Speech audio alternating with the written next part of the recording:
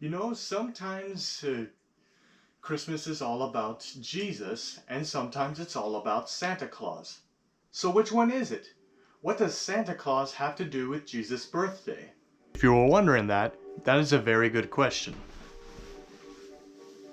So here's a question for you. What is Santa's real name? Okay, I'll give you a hint. The stockings were hung by the chimney with care in hopes that St. Nicholas soon will be there. That's right. So who is this St. Nicholas?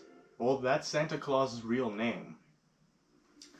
To find out the origins of that name and of Santa Claus, St. Nicholas, we'll have to go back to ancient Greece about 300 years after Jesus lived on Earth, when the Roman Empire was learning about Jesus.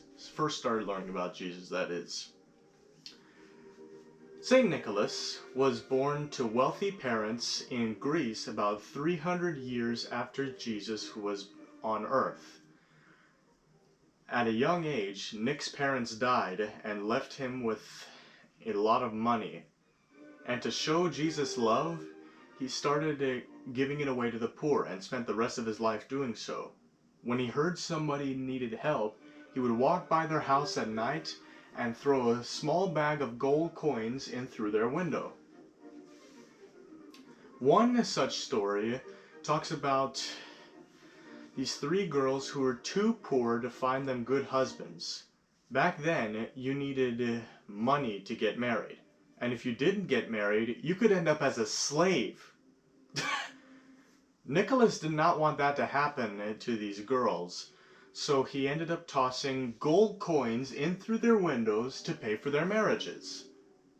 As the story goes, and this is real, apparently these sacks of gold coins landed in the girls' shoes and stockings that were left to dry out by the fire. Sounding familiar? Have you gotten gold coins in your stocking at Christmas time? Well, that is a symbol of St. Nicholas. Another version of the story says that Nick tossed 3 gold balls into their window. Have you ever gotten a shiny orange in your stocking before? Well, that's another symbol of St. Nicholas. But there's more.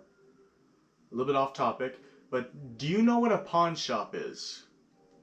If not, let me explain. A pawn shop is a place that you can exchange a belonging of yours for money. But what does that have to do with St. Nicholas? Well, the symbol for pawn shops everywhere is 3 gold balls. The gold balls that Nick gave the 3 girls to pay for their marriages. So how did he turn into Santa Claus? Well, the stories of St. Nicholas began to circulate throughout Europe, and eventually the church gave him his own holiday, St. Nicholas Day, on December 6th. Soon, children everywhere were leaving their shoes out on the doorsteps and stockings hung by the fireplace on St. Nicholas Day, hoping that in the night that Nicholas would come and leave behind some candy or toys. Yes, they did that on December 6th. And it was pretty popular in Dutch and German-speaking countries and citizens that came over from Europe.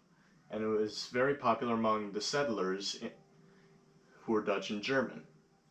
Only in Dutch, Saint Nicholas was known as Sinterklaas, and in German he was known as Sant Niklaas. Sinterklaas and Sant Niklaas. Eventually, those two names mushed together and became Santa Claus. You see, December has a few holidays in it. We have Christ's Mass on December 25th, which is which is celebrated to remember Jesus' birth. And we also have St. Nicholas Day on December 6th, celebrating a guy who loved Jesus very much. But now we celebrate Jesus' birthday, and we also leave shoes and stockings out by the fireplace for St. Nicholas, who we call Santa Claus, all on December 25th. Thanks to American TV shows and media,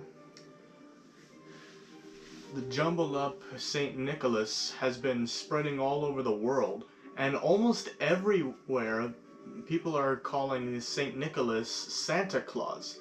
They're starting to forget about old St. Nick. Don't forget about him. He's what Santa Claus is all about. Giving money to the poor and living like Jesus did. And that is exactly why you see people dressed up as Santa in front of stores collecting money for the poor. Those people are working with the Salvation Army, a Christian group that is helping people all over the world, just like St. Nick. Pretty amazing, eh? Well, here's another big question. Why does Santa always wear a red suit lined with white fur? Oh yes, I know that one too. You see, St. Nicholas was a bishop of the church. That means he was in charge of all the churches in his area. Bishops wore red robes and red hats. St. Nicholas was especially popular in Northern Europe, where it was very cold on St. Nicholas Day.